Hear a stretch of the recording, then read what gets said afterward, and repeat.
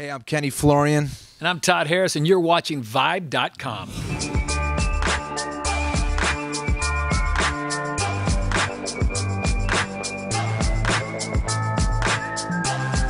Well, I think the growth we've seen so far has been pretty amazing. So I just think it's going to continue to get bigger on an international scale.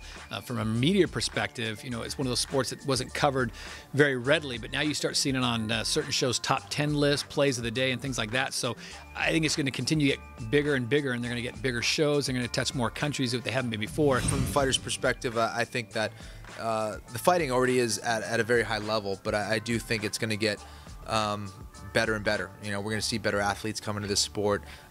You know, the streamlining of the training is going to get better and better. So we're going to see just a higher level of athlete out there in the cage. And, you know, I think that this sport is so dynamic, and it's only going to get more and more popular on an international level. And this is just the beginning.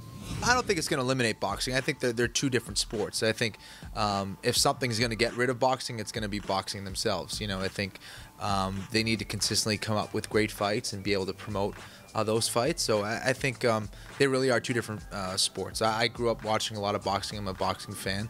And I'm a mixed martial arts fan as well. You know, but it really is two different sports. In that, you know, there's only so many punches that you can throw in boxing, but you know, the strategy, the training is very, very different. You're talking about a sport that you prepare very differently for. You know, in mixed martial arts, there's definitely more of an element of surprise of how you can win and how you can lose. It's what makes it more dynamic. You know, anytime you start throwing in all these different disciplines, when the kicking gets involved, the elbows, the wrestling, the submission game, you know, that's a lot to prepare for, a lot to train for.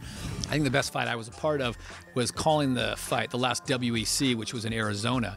And it was Anthony Pettis and Benson Henderson, and it was the one where Anthony Pettis actually ran off the fence, ran up and over, something out of Matrix. And to this day, I still can't believe he pulled that off and had the wherewithal to go for that move. And it was amazing. It was a nice way to put a cap on the WC.